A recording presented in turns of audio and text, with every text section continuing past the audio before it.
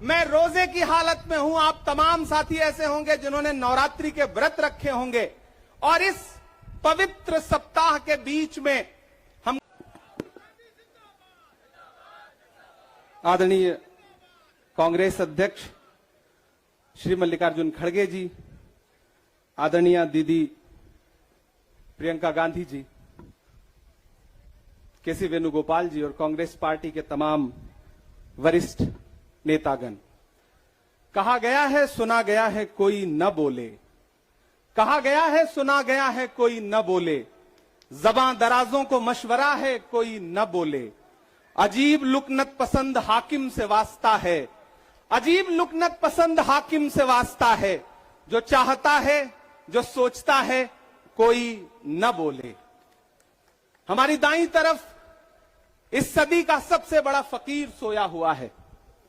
मैं उनकी समाधि से बिल्कुल करीब खड़ा होकर के संकल्प सत्याग्रह में मेरी आंखों के सामने तपती दोपहरी में बड़ी तादाद में मौजूद कांग्रेस पार्टी के सिपाहियों को सलाम करता हूं। नवरात्रि चल रही है, रमजान चल रहा है, खड़े हैं एक हाकिम की सनक के से उपजे हुए एक फैसले के खिलाफ। दोस्तों, भारत के लोकतंत्र के लिए एक मुश्किल लम्हा है ये। याद करिए, जब हाकिम की सनक की वजह से आप लाइनों में लग करके अपने पैसे बदलवाने के लिए बैंकों के साथियों से विनती कर रहे थे, चरौरी मिन्नत कर रहे थे, तब सबसे बड़ी आवाज बन के कौन बोल रहा था? राहुल गांधी। नतीजा क्या निकला? उनकी एसपीजी सुरक्षा वापस ले ली गई। याद करिए, जब गब्बर सिंह टैक्स लगा करके छोटे व्यापारियों को बर्बाद करने का सपना पाला था इस सरकार ने, तो सबसे मजबूत आवाज बन के कौन बोल रहा था? राहुल गांधी। नतीजा क्या निकला? हजारों करोड़ रुपए खर्च करके उनके पीछे ट्रोल आर्मी लगा दी गई। उनकी इमेज खराब करने के लिए जितने तरीके अपना सकती थी भारतीय जनता पार्टी उसने अपनाया। याद करिए कि जब राफेल के मुद्दे पर, राफेल में हुई लूट के खिलाफ एक अकेला शख्स पूरे देश में खड़ा होकर के चौकीदार से पूछ रहा था कि आपकी चौकीदारी का सवाल है, बताइए सच्चाई क्या है, तब उनके पीछे 55 घंटे उन्हें ईडी के ऑफिस में बिठा करके पूछताछ की गई। मेरे भाई, उस शख्स ने क्या गुनाह किया? क्या कसूर है उनका? उनका कसूर इतना है कि जब देश में नफरतें सर चढ़ करके बोल रही थी तो उस शख्स ने कहा कि मैं भारत जोड़ने के लिए अपने पैर के छालों की परवाह किए बगैर 4000 किलोमीटर चलूंगा। यह कसूर है राहुल गांधी का। यह कसूर है राहुल गांधी का कि वह एक शहीद पिता के बेटे हैं। यह कसूर है उनका। यह कसूर है उनका कि उनकी दादी ने इस देश की मिट्टी के लिए अपने खून का एक एक कतरा कुर्बान कर दिया। यह कसूर है उनका।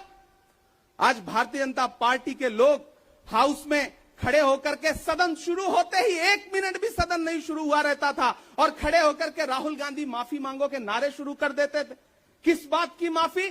क्योंकि वो भारत जोड़ रहे हैं, वो लोकतंत्र को बचाने की बात कर रहे हैं। अरे भाजपाइयों, माफी तो आपको मांगनी चाहिए। 15 लाख के झूठे जुमले के लिए माफी मांगो, बढ़ती हुई महंगाई के लिए माफी मांगो, अच्छे दिन के झूठे वादों के लिए माफी मांगो, लोकतंत्र को कुचलने के लिए माफी मांगो, महंगाई के खिलाफ माफी मांगो, 400 का सिलेंडर 1100 रुपए करने के लिए माफी मांगो, 58 रुपए का पेट्रोल 100 रुपए का करने के लिए माफी मांगो, हिंदू को मुसलमान से लड़ाने के लिए माफी मांगो, सिख को ईसाई से लड़ाने के लिए माफी मांगो।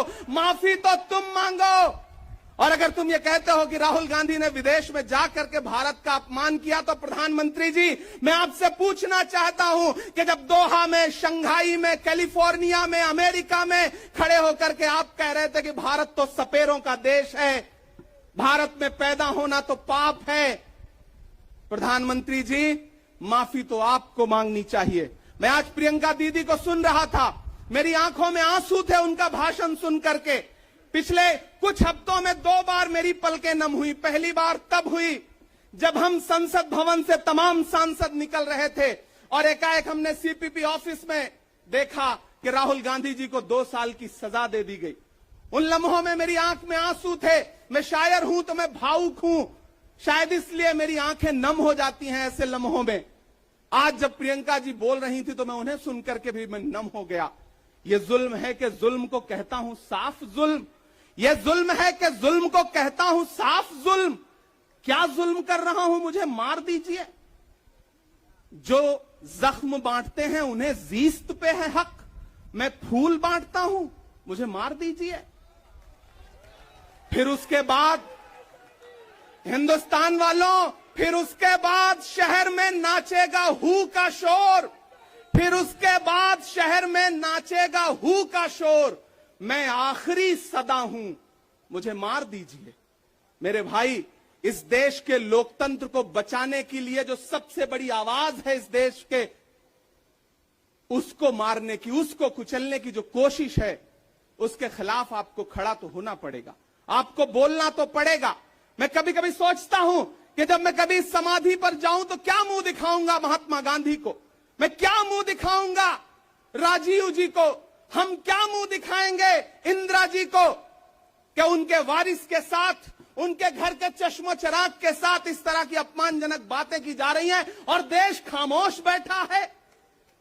सवाल आपसे है, सवाल यहां बैठे हुए लोगों से नहीं है, सवाल आपसे है जो आप कांग्रेस की मोहब्बत में यहां आए हुए। मैं आपको सलाम करता हूं, मैं जानता हूं आप राहुल गांधी जी से मोहब्बत करते हैं, कांग्रेस पार्टी से मोहब्बत करते हैं, प्रियंका दीदी के सम्मान में आए हुए हैं, खड़गे साहब के सम्मान में आए हुए हैं, मैं जानता हूं। वरना इस तपती दोपहरी में व्रत रख के, रोजा रख करके कौन परेशान होने के लिए आता। आपको मोहब्बत है पार्टी से, लेकिन नया पाने की चाहत में पुराना छूट जाता है। तुझे अपनाऊं तो मुझसे जमाना रूठ जाता है। मोहब्बत पढ़ने लिखने में बहुत आसान है, लेकिन मोहब्बत को निभाने में पसीना छूट जाता है। मैं जानता हूं कि आप पसीने के बीच भी, आप तपती दोपहरी के बीच भी यहां बैठे हैं। क्यों? क्योंकि आपके मन में पीड़ा है। आप देख रहे हैं कि लोकतंत्र को किस तरह से कुचला जा रहा है। मेरे भाई, ये एक मुश्किल वक्त है। मैं इस मंच पर खड़ा होकर के, गांधी समाधि के इस मंच पर खड़ा होकर के पूरे देश का आह्वान करता हूं कि अब समय राहुल गांधी के सत्याग्रह का नहीं है। अब राहुल गांधी जी से आगे बढ़ करके देश के एक एक व्यक्ति के ऊपर बात आ गई है। एक ऐसी आवाज जो आपके लिए संसद में बोल रही थी, कसूर क्या था? उन्होंने प्रधानमंत्री जी के भ्रष्टाचारी मित्रों के खिलाफ आवाज उठाई। उन्होंने पूछा कि 20,000 करोड़ रुपया कहां से आया अडानी की कंपनियों में। उन्होंने पूछा कि नीरव मोदी ने, ललित मोदी ने, मेहुल चौकसी ने जो इस देश को लूटा है, उसका जवाब प्रधानमंत्री जी को देना पड़ेगा। अगर प्रधानमंत्री जी इतना कहने से आप राहुल गांधी जी की सदस्यता ले लेंगे तो हम तमाम सांसद तैयार हैं, ले लीजिए हमारी सदस्यता, लेकिन हम रुकने वाले नहीं हैं, हम झुकने वाले नहीं हैं, हम मुसलसल बोलते रहेंगे। मैं हिंदुस्तान के लोगों से कहना चाहता हूं कि हमने सहराओं में हासिल किया आसानी से, तुम समंदर में भी रहकर न मिले पानी से। ये सियासत के दिए सबके हवाले न करो, मुल्क बिक जाता है एक शख्स की नादानी से। इस शख्स की नादानी से देश बिक रहा है, लोकतंत्र मटिया मेट हो रहा है, संविधान को कुचला जा रहा है। और वो आखिरी सदा जो 7 फरवरी को गूंजी थी पार्लियामेंट में, उसको भी खामोश करने के लिए उसे संसद से निकाल दिया गया है। मैं देश से कहना चाहता हूं कि उन्होंने राहुल गांधी जी को संसद से निकाल दिया है। देश सुने इस बात को कि नरेंद्र मोदी जी और उनकी सरकार ने साम दाम दंड भेद इस्तेमाल करके राहुल गांधी को संसद से निकाल दिया है। अब देश के ऊपर फैसला है, उन्होंने संसद से निकाला है। देश के लोगों, राहुल गांधी को अपने दिल में रखो, अपने दिल में बिठाओ, निकलो पूरे देश में, करो सत्याग्रह। देखते हैं इस हुकूमत की तानाशाही में कितनी ताकत है। अगर कांग्रेस का एक एक कार्यकर्ता जो अपने घरों पर कहीं बैठा हुआ है, मैं उससे भी आह्वान कर रहा हूं कि राहुल गांधी से बढ़कर के ये मसला इस देश के लोकतंत्र तक आ गया है, इसे बचाइए। और राहुल जी शायद अपने घर पर होंगे, यहां हम हजारों की तादाद में उनको समर्थन देने के लिए जुटे हैं। मैं तो बस इतना कह रहा हूं कि मेरे भाई, आपको एक बात समझनी है, और वो ये है कि इस मुश्किल वक्त में हमें राहुल जी से ये कहना है कि लहू में भीगे तमाम मौसम गवाही देंगे कि तुम खड़े थे। एक आखिरी नज्म सुना करके मैं आपसे विदा लूंगा कि लहू में भीगे तमाम मौसम गवाही देंगे कि तुम खड़े थे। शहर का सूरज गवाही देगा कि जब अंधेरों की कोख से निकलने वाले ये सोचते थे कि कोई जुगनू बचा नहीं है, तो तुम खड़े थे, तुम खड़े थे। तुम्हारी आंखों के ताकचों में जलती मशालों ने नई मनाजिल हमें दिखाई। तुम्हारे भाई, तुम्हारी बहनें, तुम्हारी माएं, तुम्हारी मिट्टी का जर्रा जर्रा गवाही देगा कि तुम खड़े थे। हमारी धरती के जिस्म से जब हवस के मारे ये सोचते थे कि सियाह जोंकों की तरह चिमटे, तो तुम खड़े थे। तुम्हारी हिम्मत, तुम्हारी अजमत और इस्तकामत तो वो हिमालय है कि जिसकी चोटी तलक पहुंचना न पहले बस में रहा किसी के, न आने वाले दिनों में होगा। सो आने वाली तमाम नस्लें गवाही देंगी कि तुम खड़े थे, कि तुम खड़े थे। हम तमाम लोग, मैंने कहा ना, बहुत सारे लोग यहां व्रत रख करके आए हुए हैं, मैं रोजे से हूं। हम तमाम लोग इस देश के लोकतंत्र को बचाने के लिए राहुल गांधी जी के साथ अलल ऐलान खड़े हैं, खड़े रहेंगे और एक एक सांस तक उनके साथ खड़े रहेंगे। ये हमारा राहुल गांधी जी से वादा है। जिसे खौफ नहीं है मुरझाने का, हम उस गुल के साथ खड़े हैं। कैसा भी दौर आए लेकिन हम राहुल के साथ खड़े हैं। कल भी खुलकर साथ खड़े थे, आज भी खुलकर साथ खड़े हैं। कैसा भी दौर आए लेकिन हम राहुल के साथ खड़े हैं। शुक्रिया।